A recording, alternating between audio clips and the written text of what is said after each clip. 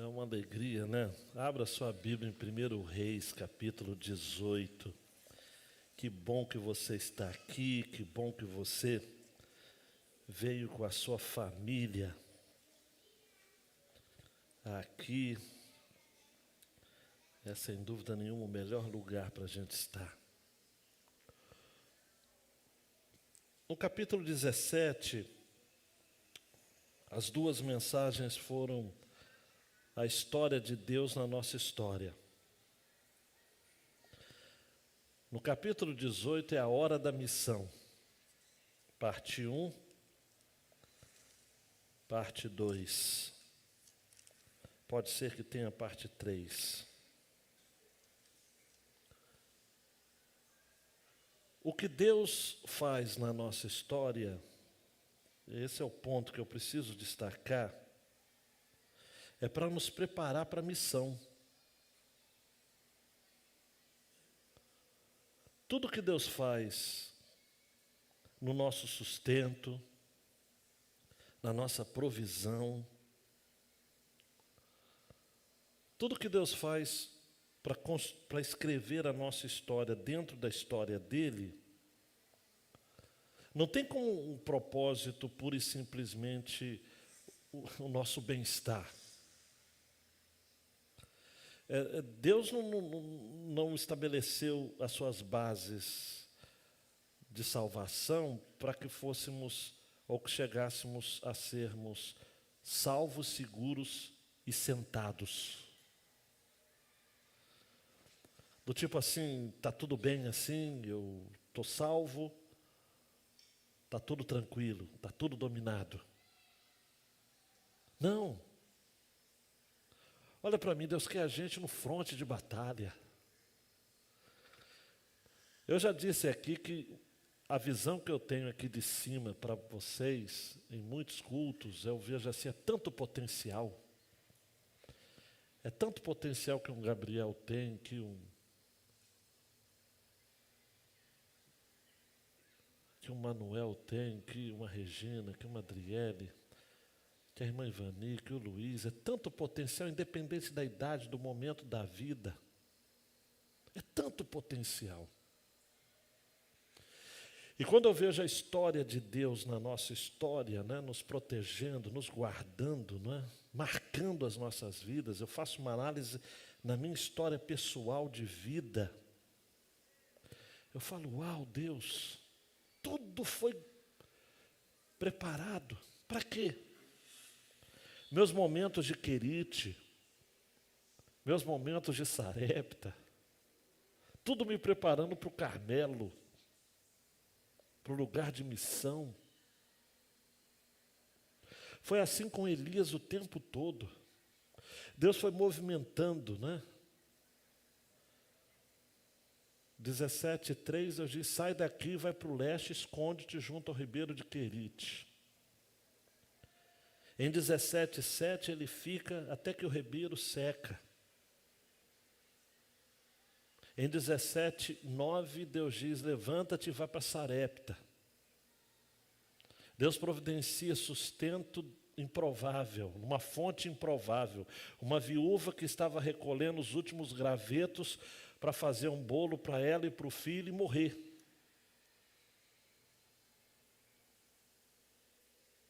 E depois então daquela provisão extraordinária de um azeite que nunca faltou, de uma farinha que nunca faltou, acontece uma tragédia, o filho daquela senhora falece.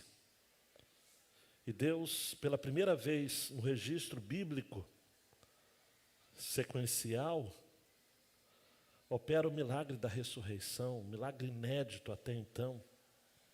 Traz de volta aquele garoto. E aquela mulher então agora testemunha com seus lábios, 17:24, agora eu sei que você é um homem de Deus, e que a palavra do Senhor na sua boca é verdade. Isso enche Elias de um agora sim, agora eu vou.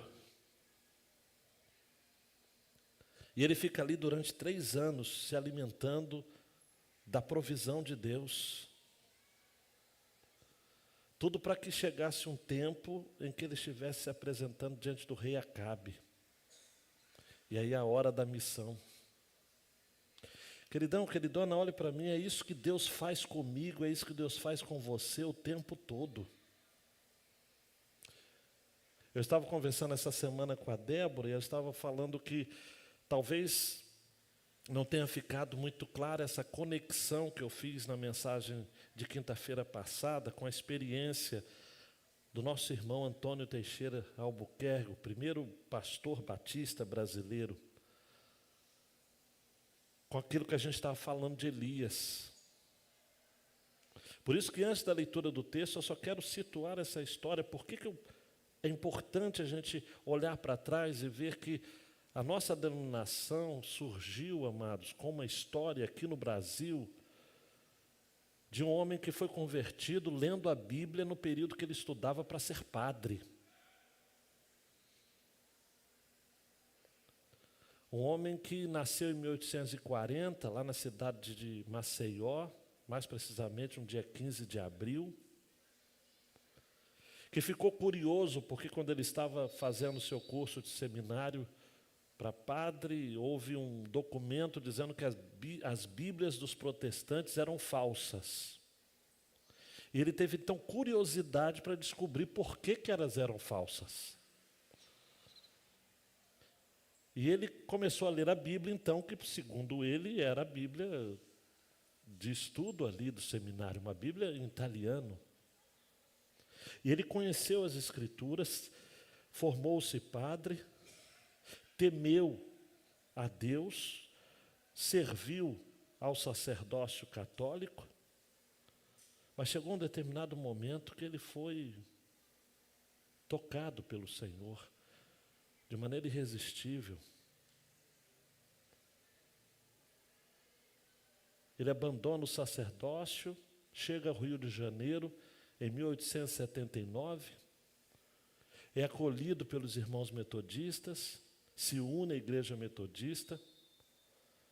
Depois, quando ele se muda para Piracicaba, veja como é que Deus vai fazendo, né? No estado de São Paulo, ele se aproxima dos batistas, que na época estavam em Santa Bárbara do Oeste. Lá ele faz a profissão de fé, é batizado, segundo a nossa tradição, por imersão, e é consagrado ao ministério pastoral. Ele ficou 5 anos no ministério, amados. Foi o tempo dele se unir aos poucos pastores que haviam. À época, foi para Salvador, organizou em 1882, junto com outros 2 pastores e respectivas esposas, a primeira igreja batista do Brasil, naquela cidade. Casou-se, mas a sua esposa demorou 5 anos para se converter. Mais tarde ele vai plantar a igreja na sua cidade natal, em Maceió.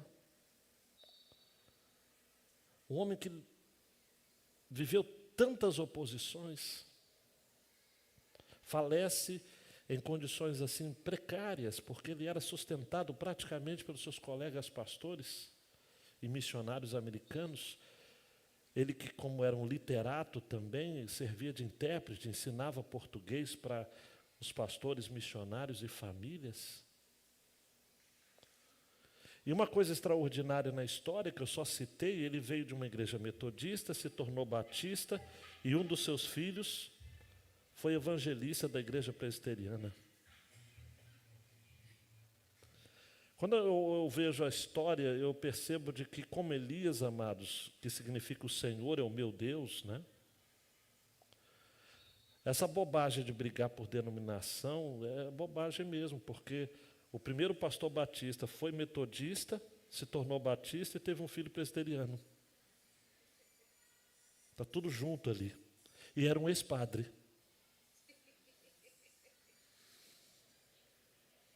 É isso que Deus faz.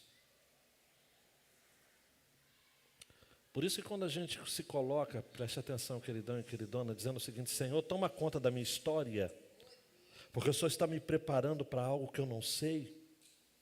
É isso que Deus faz.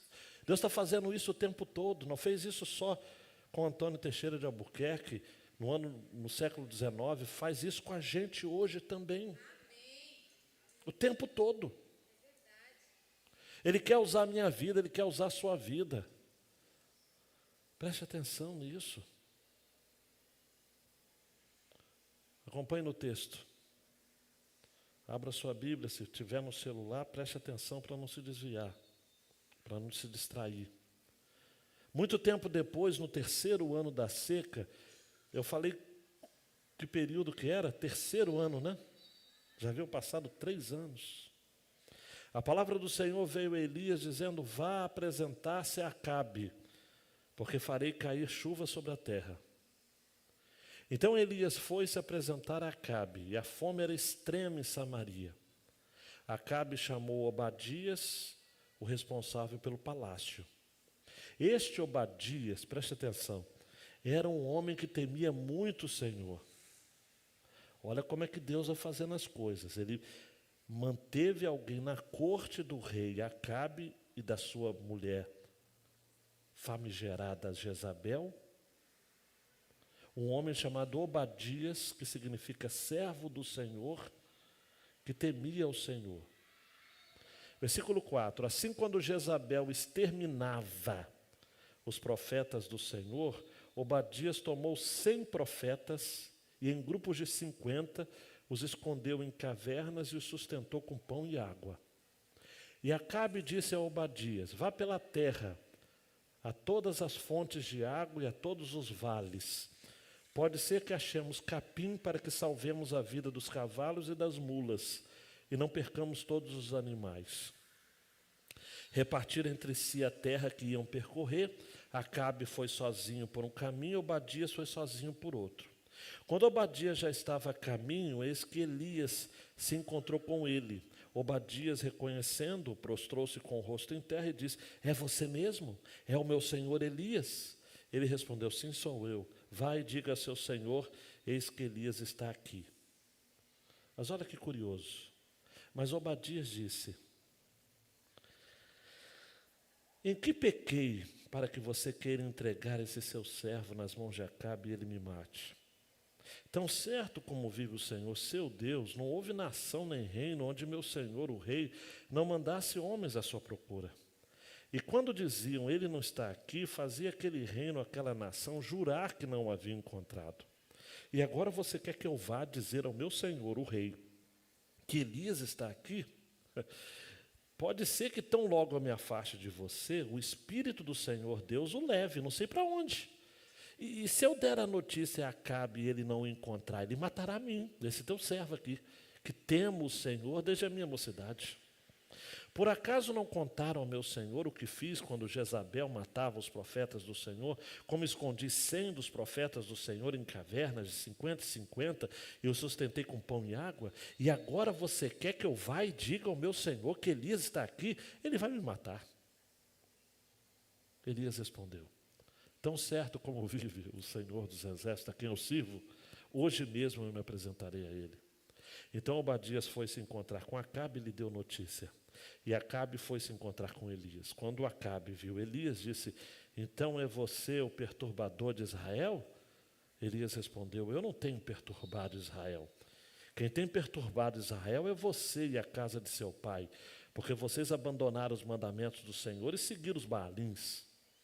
Agora ordene que todo Israel venha se encontrar comigo no Monte Carmelo. Convoque também os 450 profetas de Baal e os 400 profetas da deusa Azerá, que são sustentados por Jezabel. Até aqui por hoje. Deus, encoraja-nos, motiva-nos com a Tua palavra, ajuda-nos a entender que durante a nossa história o Senhor está nos preparando para a missão. O Senhor não está nos chamando para a inação ou ilação ou para um estado de contemplação apenas. O Senhor está nos chamando para a ação, para o serviço, para a obediência. Nos chame a atenção nesta noite por isso, no nome de Jesus. Amém e amém. Dando um clique, meu querido, muito bem, Paulino. Após a provisão de Deus, chega a hora da missão, quando o nosso compromisso e coragem são provados. Queridão, queridona, se segura aí. Você acha que a provisão de Deus para a sua vida é só para Deus te mimar? Você acha que Ele está te sustentando em Querite, em Sarepta, em todos os lugares onde você já esteve nessa vida, apenas porque você é um cara legal? Você é um bom crente? Você é bonitão, bonitona? Não, é porque Ele quer você na hora da missão.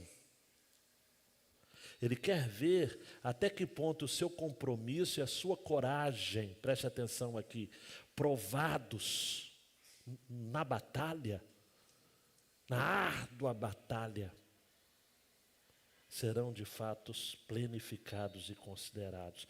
Eu gosto muito de pensar que uma expressão dos versículos, do capítulo 17 e 18, desses dois capítulos, que se repete muitas vezes a expressão palavra do Senhor. Vai estar lá no capítulo 17, nos versículos 2, 5, 8, 16. No capítulo 18 vai aparecer no primeiro verso, a palavra do Senhor veio a Elias. Deus tem compromisso com a sua palavra.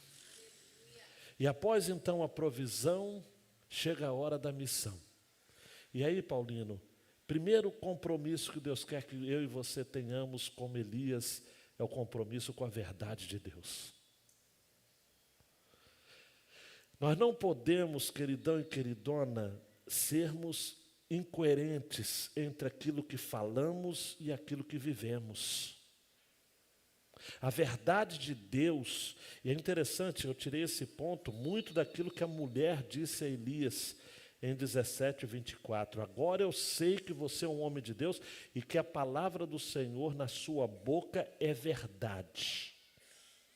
E aí, a partir disso, então, o texto vai nos falar nos primeiros 15 versos desse compromisso de Elias com a verdade de Deus. Já havia se passado 3 anos, desde o chamado de Elias lá da longínqua Tisbe, em Gileade, até Samaria, onde o Senhor deu a Elias uma palavra, 17:1. Então Elias, o tesbita dos moradores de Gileade, disse a Acabe: tão certo como vive o Senhor Deus de Israel, a quem eu sirvo, não haverá orvalho nem chuva nos próximos anos, a não ser quando eu disser. Elias sai do seu lugar isolado e de tudo, de todos, e vai para a corte do rei. Deus, nesta noite, quer falar com você o seguinte: eu lhe tiro do seu lugar de isolamento, eu lhe tiro do seu lugar do anonimato, eu não quero você escondido, eu não quero você com medo, eu vou lhe sustentar. Em Querite, Elias foi sustentado pelos corvos que traziam pão e carne pela manhã e pão e carne ao anoitecer. Tá bom para você? Foi isso que Elias vivenciou. E água do ribeiro. Quando a água do ribeiro seca, o Senhor manda Elias ir para Sarepta. Chegando lá, você conhece muito bem a história. Há provisão, sustento. Depois houve tragédia, porque tragédias acontecem também, amados, ao entorno de homens de Deus. Os nossos filhos também ficam doentes, os nossos cônjuges também ficam doentes. Os diagnósticos, amados, estão aqui. Eu nunca me esqueço do meu mestre já falecido, o pastor Davi Baeta, que diz que ele morreu de câncer, não é? Bem novo, no auge da sua vida ministerial. Um homem de Deus simples, o último ministério dele foi a PIB de Moça Bonita. Ele um dia compartilhando com os pastores, ele disse o seguinte: olha, um irmão da igreja teve coragem de falar o seguinte: pastor Davi, não tem problema não, porque todos nós somos terminais. Mais cedo ou mais tarde, todos nós vamos terminar. Nós somos todos pacientes terminais. E o Davi Baeta era muito descontraído, mas muito verdadeiro também, direto. Ele disse o seguinte: meu querido, mas eu tenho um laudo. Eu tenho um laudo. Uau, e aí? Homens de Deus também passam por momentos difíceis. Quando bate na porta a enfermidade, é difícil até a gente abordar tragédias que acontecem. Eu tenho colegas pastores que enfrentam situações, e eu poderia estar falando só de pastores, mas de crentes em geral, são bons crentes, amados. Mas tem uma enfermidade na família, tem um caso ou vários casos de homossexualismo na família, dores, filhos desobedientes, dependentes químicos, gente que rouba televisão, som, o que tiver em casa para comprar droga, e são crentes, os familiares, os pais, os avós. O que fazer, amados? Elias vivenciou o drama de uma mãe perdendo seu filho. Deus agiu naquele caso específico, mas Deus não vai curar todos os filhos de mulheres viúvas ao longo da história. Nos evangelhos nós temos Jesus curando todas as doenças, mas ele não curava todos os doentes. Tem gente que não entende isso. Jesus não curou todos os doentes. O próprio Jesus vai dizer, e Lucas vai registrar, que havia outras viúvas também em Sarepta. Mas Elias só foi enviado a uma. A uma delas. Mas eu gosto de pensar, amados, nesse compromisso que Elias tinha com a verdade de Deus, que quando ele diz, recebe a ordem de Deus, no versículo 1, vá apresentar-se a Acabe. Ele foi. Versículo 3 diz que versículo 2 diz que a fome era extrema. Versículo 3 aparece um cidadão que eu fico encantado, Obadias. Sabe por que Obadias aparece? Porque Deus nunca deixa os seus servos sozinhos. Aleluia. Elias tinha um complexo de essencialidade, né? Lá no capítulo 19, ele ainda, só eu fiquei. Você sabe aqueles crentes que acham que só eles são crentes? Só eles que são piedosos? Nós, os reformados, nós temos problema com isso. Eu vivo falando no nosso meio. Vamos parar de achar que só a gente está certo, que só a gente que crê no verdadeiro evangelho, que só a gente que... Não, vamos abrir essa visão, gente. Vamos dar paz do Senhor para outros irmãos também, vamos caminhar junto. Tem Obadias por aí, Obadias. Quem é o Obadias? Obadias é um sujeito que está na corte do rei. Ele é bem chegado ao rei, o rei confia nele, porque daqui a pouco o rei vai chamá-lo para uma missão junto com o rei. O rei confia tanto em Obadias, que falou, Obadias, você vai por aqui, eu vou por aqui, vamos fazer um trabalho juntos aqui.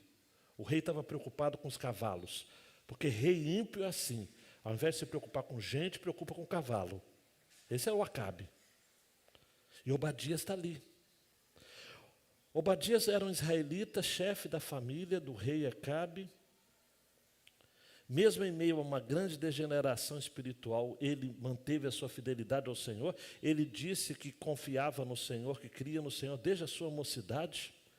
Ele corajosamente preservou 100 dos profetas do Senhor, que Jezabel havia mandado matar todos. Obadias teve uma estratégia de escondê-los em grupos. Esse é o homem de Deus. Queridão, queridona, Deus nunca nos deixa sozinhos em nossa missão. Porque o reino de Deus é um reino de amigos. O reino de Deus é um reino de amigos e a gente precisa disso. Matthew Henry vai dizer isso em uma linguagem tão bonita, ele vai dizer o seguinte, do mesmo modo que ele havia mostrado a ternura de um pai aos filhos dos profetas, assim também ele mostrou a reverência de um filho para com o pai dos profetas. E por meio disso mostrou que ele de fato temia grandemente o Senhor. Ele cuidou dos filhos dos profetas, preservando-os com pão e água. E agora ele é reverente para com o pai dos profetas, o próprio Elias. Acabe chama Obadias e diz, e ele era um homem que temia o Senhor, versículo 3.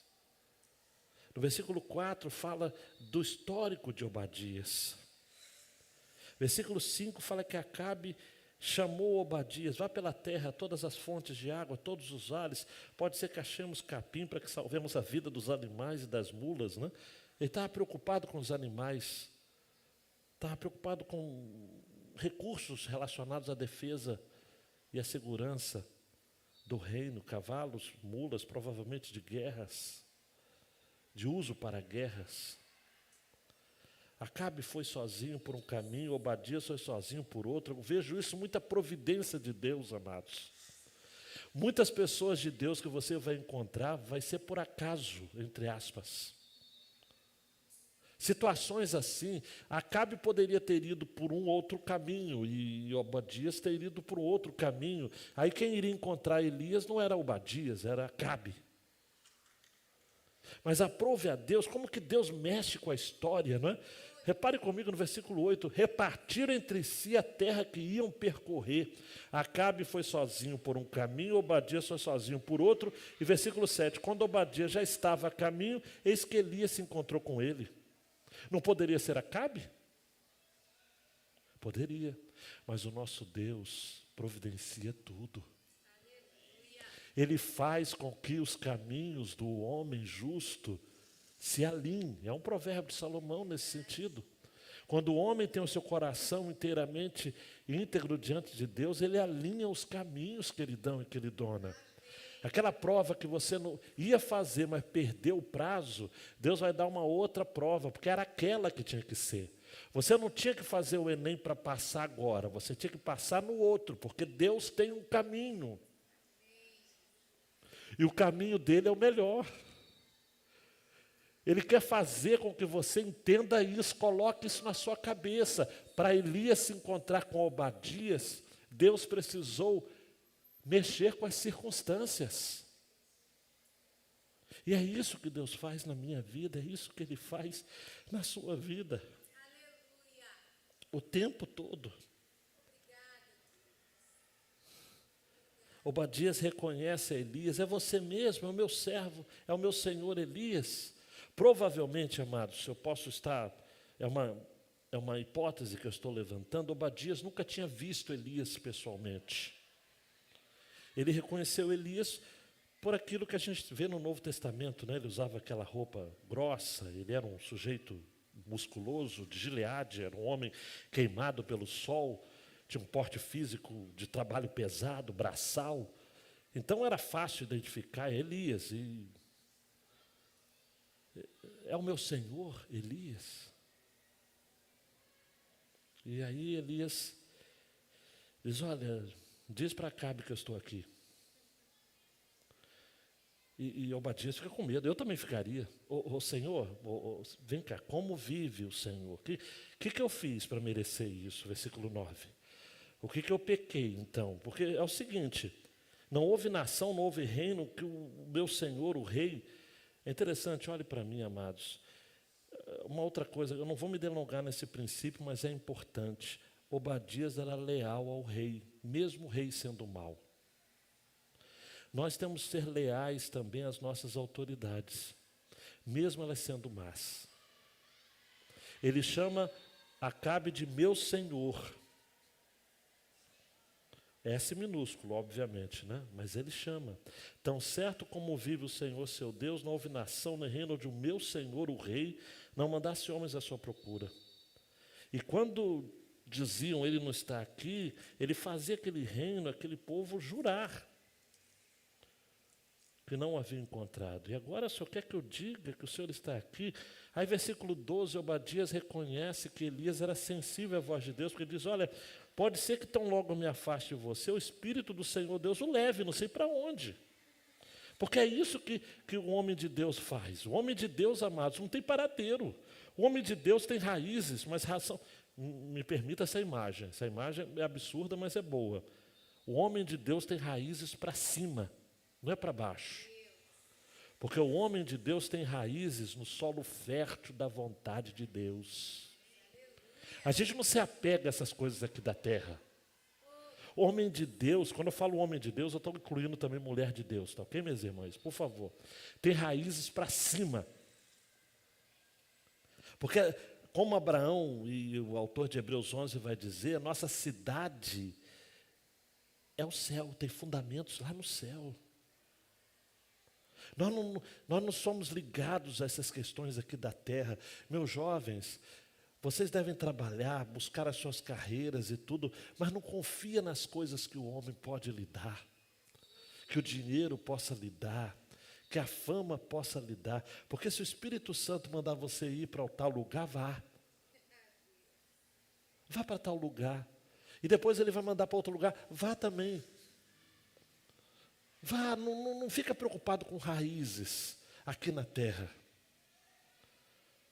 Tenha raízes no céu. No céu. E aí ele diz a seguinte, olha, eu temo o Senhor desde a minha mocidade. Aí ele usa S maiúsculo. Eu temo o Senhor, finalzinho do versículo 12. Eu tenho uma história com o Senhor, versículo 13. Não contaram para o Senhor o que eu fiz quando Jezabel matava os profetas? Eu escondi 100 em cavernas, 50 sustentei com pão e água. Ele vai me matar, Senhor. Elias, ele vai me matar, homem de Deus. E Elias diz no versículo 15, não. Tão certo como vive o Senhor dos Exércitos, o mesmo que ele disse no 17:1, a quem eu sirvo, eu vou me apresentar. Porque eu tenho um compromisso com a verdade. Queridão, queridona, olhe para mim. Você pode fraquejar em muitas áreas da sua vida. Mas você não pode fraquejar no que diz respeito ao seu compromisso com a verdade de Deus.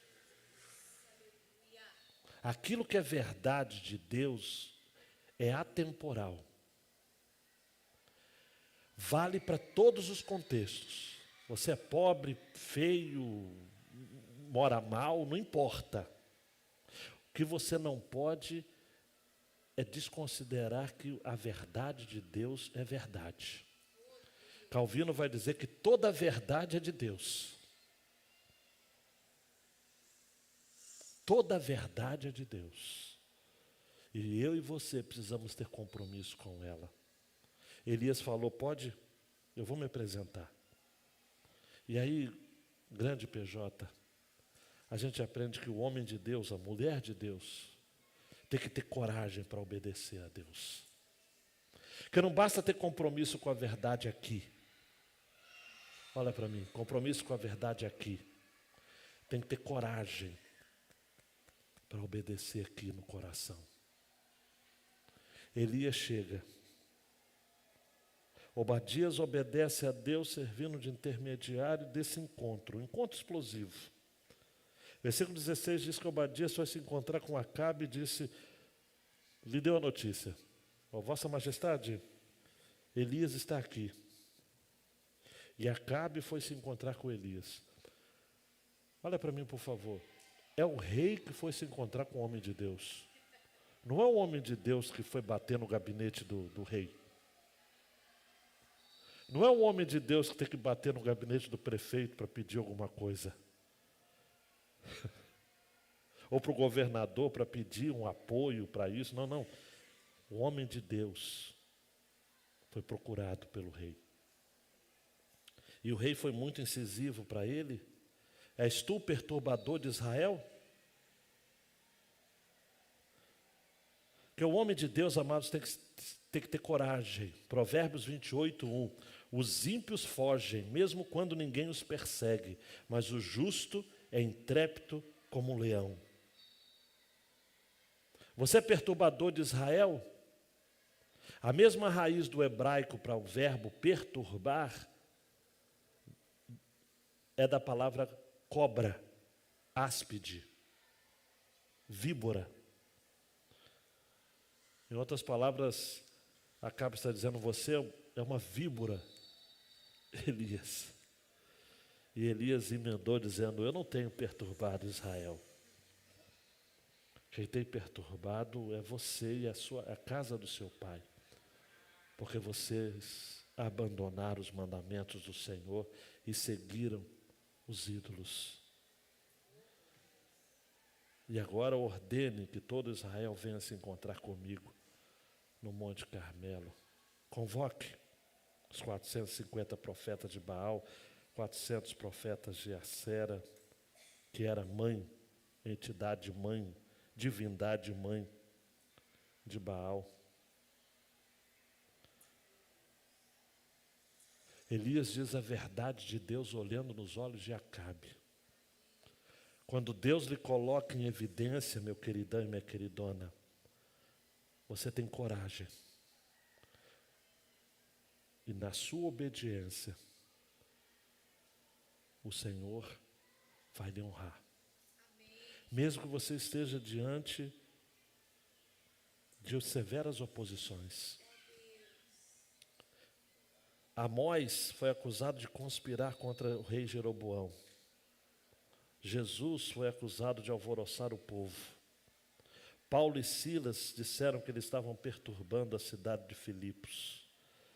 Em Tessalônica, Paulo e os cristãos, toda a sua comitiva, receberam as palavras: eis que tem transtornado o mundo. Chegaram também até nós. Todo homem, toda mulher de Deus que permanece fiel, provoca rancor e hostilidade de pessoas em sua volta. E se você não está recebendo rancor e hostilidade, é porque você está sendo igual aos reprovados.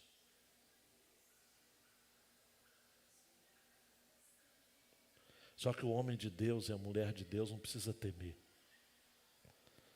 Salmo 56, 4 diz: em Deus cuja palavra eu exalto, neste Deus eu ponho a minha confiança e nada temerei. Que me pode fazer um mortal? E aí acolha essa palavra no seu coração agora, Mateus 5, 11 e 12. Bem-aventurados são vocês, quando por minha causa os insultarem e os perseguirem, e mentindo disserem todo mal contra vocês. Alegrem-se e exultem, porque é grande a sua recompensa nos céus, pois assim perseguiram os profetas que viveram antes de vocês. Aleluia. Rapidamente eu quero caminhar para o final, deixando para você essas duas aplicações. Nós temos de encarar os desafios singulares do nosso chamado, e todos nós somos chamados. Para com essa lorota de que chamado é apenas para quem é pastor ou missionário. Todos somos vocacionados para servir a Cristo. A Bíblia, quando fala de vocação, fala nessas duas distinções. Há o chamado universal, para todos os crentes, e o chamado ministerial específico. Mas creia, meu queridão e minha queridona, que Deus tem um chamado para você. E a outra verdade que você precisa levar para casa é: Deus sempre nos manterá providos do que precisarmos, para que a nossa obediência ao Senhor, ao chamado, seja planificada. Amém. Ele não vai deixar. Nunca. Quero terminar rapidamente falando de alguém que no Novo Testamento é identificado como tendo o espírito de Elias. Quem é esse homem? É ele mesmo, João Batista. Em João, no capítulo 1, 19 a 21, perguntam a ele: quem é você? Sacerdotes, levitas.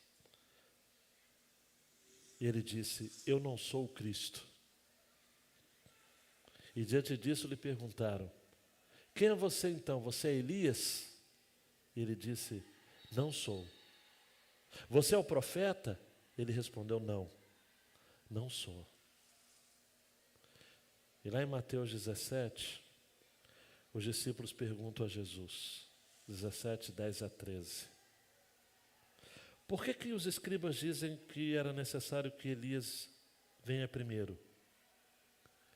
E Jesus respondeu: Elias virá e restaurará todas as coisas, de fato. Só que eu digo, Elias já veio e não reconheceram. Fizeram, pelo contrário, com ele tudo o que quiseram. E assim também o Filho do Homem irá sofrer nas mãos deles. Então os discípulos entenderam que ele estava se referindo a João Batista. Qual é o meu ponto aqui? Elias veio através de João Batista, mas os homens não o reconheceram. Você acha que na sua missão, dê um clique aí, PJ, Deus está lhe provendo o tempo todo. E aí chega a hora da missão. Você acha que você vai ser reconhecido? Você acha que as pessoas vão bater palma para você? Você acha que as pessoas vão bater no seu ombro dizendo, uau, é ele, é ela? Não reconheceram João Batista, que veio no espírito de Elias. Não reconhecerá a mim e a você também, que temos o nosso chamado de sermos os Elias de Deus nesse tempo. Mas o mesmo Deus que nos mantém em provisão é o mesmo que, através das circunstâncias que estamos vivendo, todos nós, é o Deus que está nos provando para ver se o nosso compromisso com a verdade e a nossa coragem para obedecer são de fato autênticos. Não reclame das provas. Não reclame das lutas. Não murmure diante das oposições. Mantenha-se firme. Porque na hora da peleja, o Deus de Israel, o Deus de Elias, o Deus de João Batista, o nosso Deus honrará a nossa fé e o nosso compromisso com a verdade e a nossa coragem para obedecer. Abaixe sua cabeça. Diga, Senhor, me dê essa visão, Senhor. O Senhor está me provendo. Você acha que Deus lhe livrou daquele acidente que poderia ser muito pior, apenas porque você é bom? Para com isso. O Deus que está colocando bênçãos escondidas na sua vida, provendo com pão e carne em Querite, com azeite e farinha em Sarepta. Deus está lhe sustentando, queridão e queridona, para que na hora da missão você tenha compromisso com a verdade e coragem para obedecer. Deus, é isso que a gente quer. Esse é o ponto que a gente quer chegar. Dá essa visão para a sua igreja, Senhor. Mantenha-nos antenados com essa verdade, de tal modo que, como igreja do Senhor, não desistamos, não olhemos para trás, mas como Elias, encaremos os Acabes, dizendo, tão certo como vive o Senhor, eu vou me apresentar diante de Acabe. Eu vou honrar a verdade, me comprometendo com ela e tendo coragem de obedecer a Deus, porque importa mais obedecer a Deus do que aos homens. No nome de Jesus. Ore silenciosamente, peça a Deus para encharcar o seu coração das verdades que Ele mesmo já falou a você.